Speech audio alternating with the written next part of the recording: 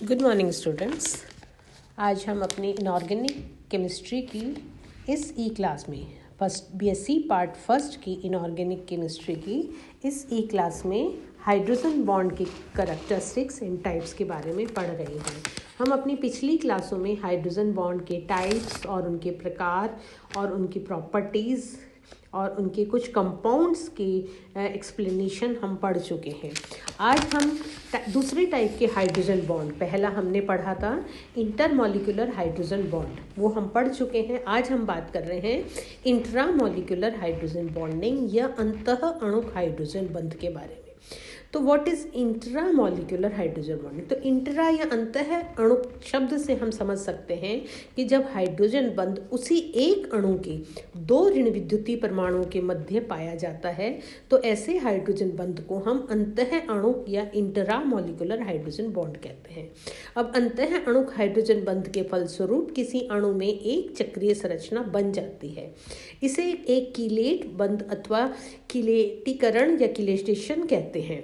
अंतः अणुक हाइड्रोजन बंध उसी स्थिति में अधिक प्रभावी होता है जब कोई स्थायी चक्रीय संरचना बनने की संभावना हो। उदाहरण अगर हम देखें तो कुछ यौगिकों के स्थायी 5 अथवा 6 सदस्यीय चक्रीय संरचनाएं बनाते हैं। जैसा कि हम इसमें यहाँ देख रहे हैं कि ये साइक्लिक कुछ संरचनाएं बनती है, जैसा कि ऑर्थ्रोनाइट्रोफिनॉल, ऑर्थ्राक्लोरोफिनॉल, सैलिसिल्डिहाइड, सैलिसिलिक एसिड, एसिटोएसिटिक एस्टर इनॉल रूप में। ये सब एक साइक्लिक या चक्रीय संरचनाएं होती हैं जिनमें कि अंतः अणुक या इंट्रामॉलिक्यूलर हाइड्रोजन बॉन्डिंग पाया जाता है। अब हम अंतराणुक हाइड्रोजन बंधों के कुछ यौगिकों के गुणों के बारे में या उनकी प्रॉपर्टीज़ के बारे में अगर हम बात करें, intermolecular hydrogen bonding and properties of their compounds. तो सबसे पहले इनकी कुछ प्रॉपर्टीज़, तो सबसे पहले क्वथनांक या मेल्टिंग पॉइंट और बॉइलिंग पॉइंट आता है।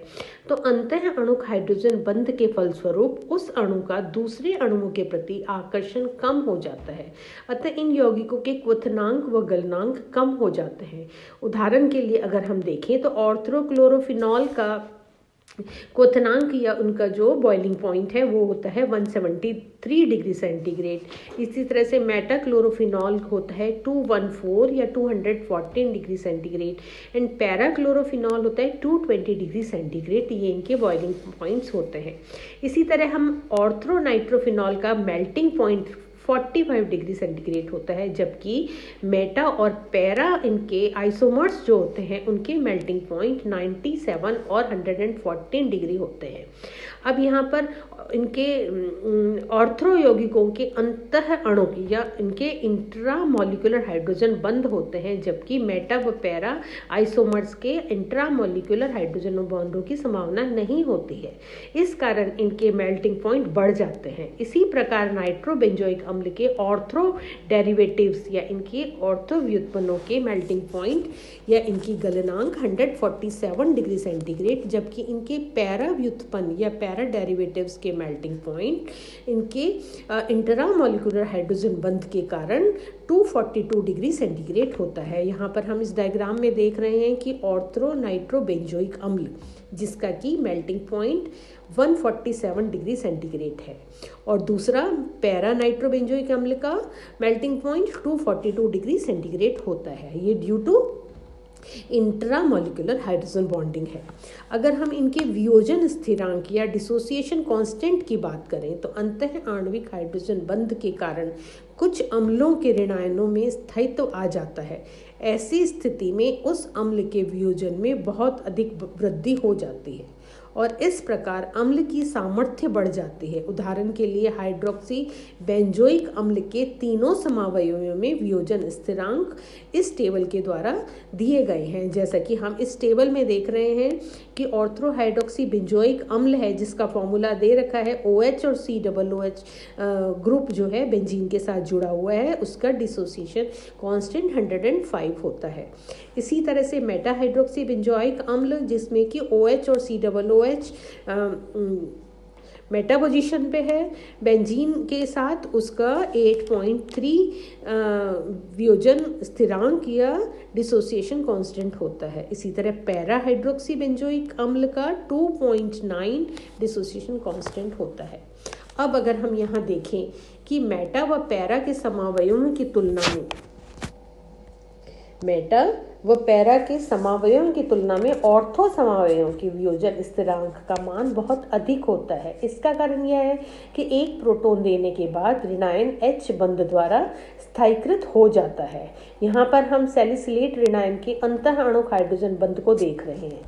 इसमें हमें सैलिसिलेट आयन का अंतरा अणुक हाइड्रोजन बंध दिख रहा है हमें इसमें।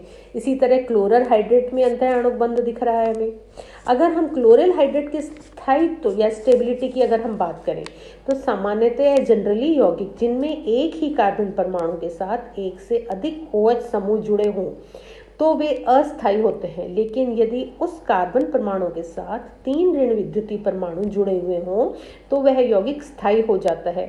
उदाहरण क्लोरल हाइड्रेट इसके स्थायित्व के अंतः अणुक हाइड्रोजन बंध का योगदान देता है।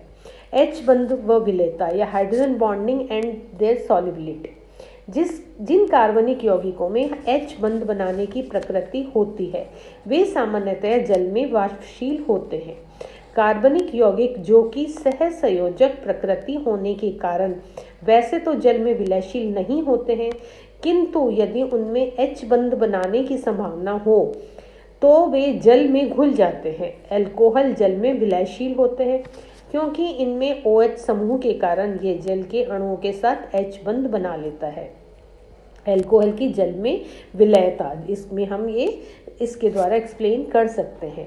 अब डाइमेथिल ईथर की जल में पूर्ण रूप से विलयशील है, जबकि डाइमेथिल सल्फाइड जल में बहुत ही अल्प मात्रा में विलयशील होता है, क्योंकि डाइमेथिल ईथर के ऑक्सीजन परमाणु जल के हाइड्रोजन परमाणु के साथ H बंध बना लेता है, जबकि डाइमेथिल सल्फाइड के S की कम विद्युत ऋणता के कारण ऐसा नहीं हो पाता है।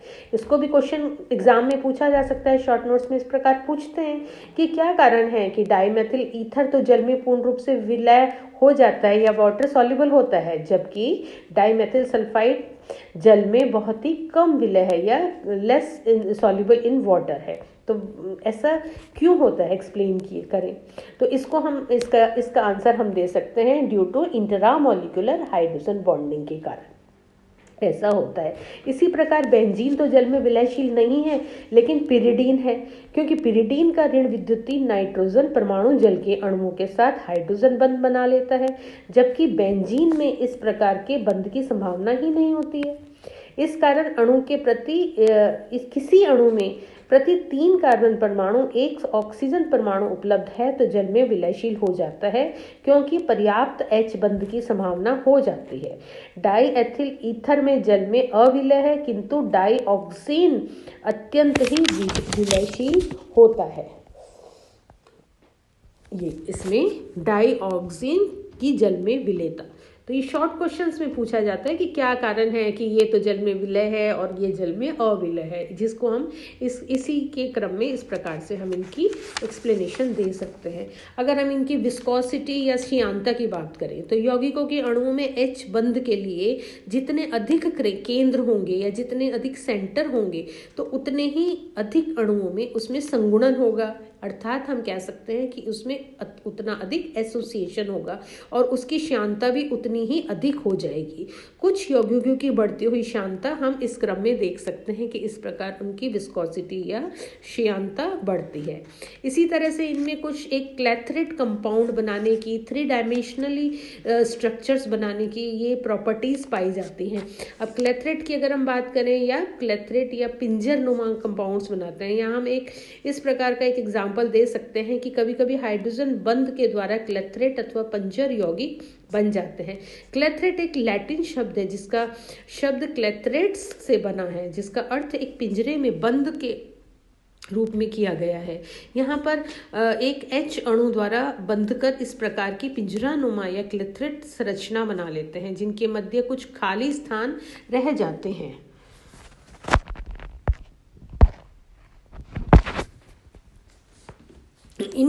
इसमें किसी अन्य यौगिकों के अणु फंस जाते हैं। इस फंसे हुए अणु को गेस्ट पार्टिकल कहा जाता है, और जो दूसरा जिसके अंदर फंसते हैं आकर उसे होस्ट या मेजबान पार्टिकल कहते हैं। अणुओं के पिंजरे में इस प्रकार से मुक्त नहीं हो सकता जब तक कि उस क्रिस्टल को गर्म करके अथवा किसी विलायक में घोलकर उसके क्रिस्टल जालक अथवा पिंजरे को तोड़ने के लिए आवश्यक ऊर्जा उसे मिले। जैसे कि ऑर्थोक्विनॉल, यहाँ हम देख रहे हैं कि जलीय अथवा एल्कोहलीय विलयन का आर्गन एक गैस का जिसमें कि 10 से 14 वायुमंडलीय दाब पर क्रिस्टलीकरण करने के लिए इस प्रकार से क्रेथलेट बनता है। इसी प्रकार निकल साइनाइड व अमोनियम हाइड्रोक्साइड का बेंजीन की उपस्थिति में क्रिस्टलीकरण करने से क्लेथरेट यौगिक प्राप्त होते हैं, जिसमें बेंजीन अणु की अतिथि या उसके गेस्ट बनाकर इस प्रकार के क्लेथरेट कंपाउंड्स बनते हैं। तो ये हमने इंटरामोलिकुलर हाइड्रोजन बॉन्ड की बात की। तो कुल मिलाकर हमारे पास 2 तरह के हाइड्रोजन बॉन्ड, इंटर और इंट्रामोलिकुलर हाइड्रोजन बॉन्ड होते हैं।